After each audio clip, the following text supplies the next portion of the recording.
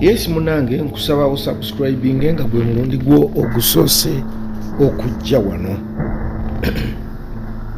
Kiriza nkulage ku bimu ku bifaananyi ebyo ebibaddewo mu kwanjula kuno. Okuba njagadde ebintu bino naawe obenga obirabako oleme kunyumizibwa bunyumizibwa.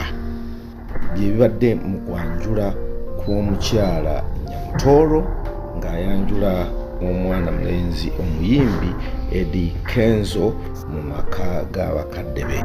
Munnange nno awuliriza ebigambo bino nkwaniriza nnyo weebala okuba nga oteze, weebala okuba nga gw'oli teweerabira ku subscribinga, ate n'oba nga otubuulira wawulabira vidiyo eno n'owanika comment ko. Munnange owulirira bino nga omwana muwala Nyamutooro minisita nengeza minisita basobola kugamba nti omwana muwala omukyala Nyamutooro amaze okwanjula omuyimbi Eddie Kenzo. Amaze okwanjula bba Eddie Kenzo omuyimbi era nga amwanjudde olunaku lwaleero olw'omukaaga. Omukolo guno gubadde mu maka ga Nyamutooro mu bitundu wano mu Kampala. Omukolo guno baagukoze mu ngeri ya njawulo nti baaganye okwogera wawe kunaabeera. Bagamba eno n'okugamba eri ndowooza mu ngeri y'okukendeeza ku bantu abandigubaddeko. Tomanya kiyinza okuba nga kyekyo. Kakati ebifaananyi by'abateesiteesi munnange birabiddwako akawungeezi. Kwegamba ekintu kino kyakoleddwa mu ngeri ya kyama. Waliwo ebifaananyi ebimu ebirabiddwako ebya Nyamutooro n'emikwano gye mu kuteekateeka omukolo guno. Bannayuganda abalingiriza ku luno babakubye ekimmooni. Kaakati era oluvannyuma ne Kenzo naye yalabiddwako nga bali mu kumuteekateeka mu kumuyooyoota omutwe.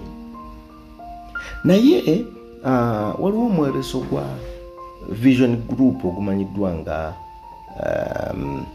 Bride and Groom Expo. Omwoleso guno olunaku lwa Friday olwajjo Eddie Kenzo obudde bwe obusinga yabumaze mu mukolo ogwo era mbu n'abaako n'ebintu bye yaguze. So n'olwekyo tukyatunuulira ebintu byonna nga bwe byabadde.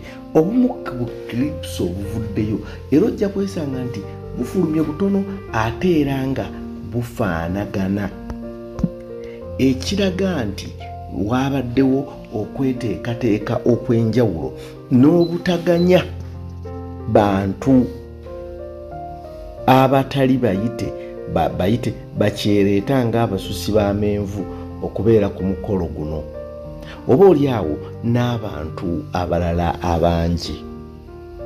Social media in-laws bakirabye naddala abo abawagizi ba Eddie Kenzo bavuddeyo ne batandika okukuba olwogoolo nga balukubaani nga balukuba omukyala Rema Namakula. Simanyi lwaki bakyamuyingiza nnyo mu bintu bino ng'ate ebbanga ddene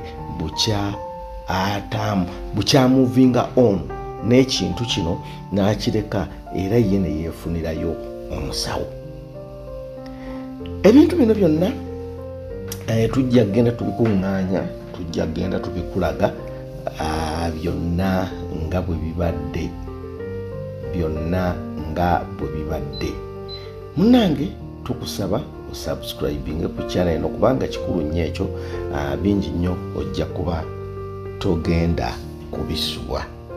Naye nga wowulira bino Eddie Kenzo ne Nyamutooro bamaze okweyawulira nti kaakati tebikyali bya lugambo, tebikyali bya pajjukira mabega awo bamubuuzaako Eddie Kenzo n'agamba nti that is my personal person.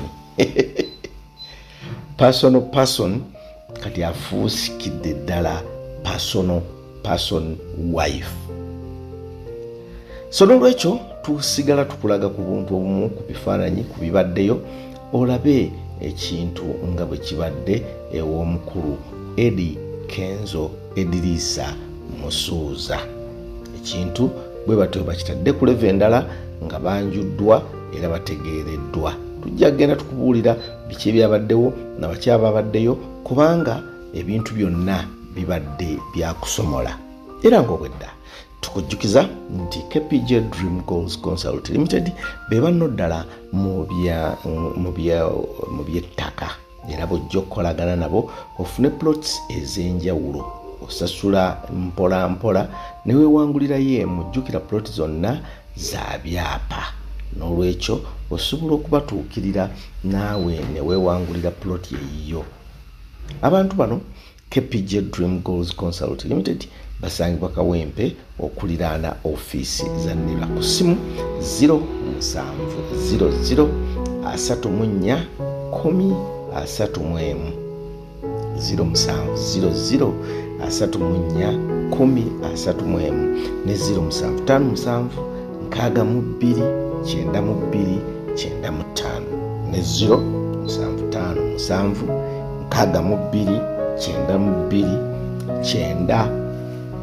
95 naawe n'osobola okwefunirayo ploti eyo. Geego nno munnange ge tulina genjagadde okuwa mu kaseera kano ag'omukulu Eddie Kenzo amaze okwefunira omufumbi w'ettooke ate nga gwafunye minisita. Kyesimanyi oba naye mufumbi wa ttooke oba mufumbi wa kalo oba mufumbi wa pizza kubanga Okay. Webale nnyo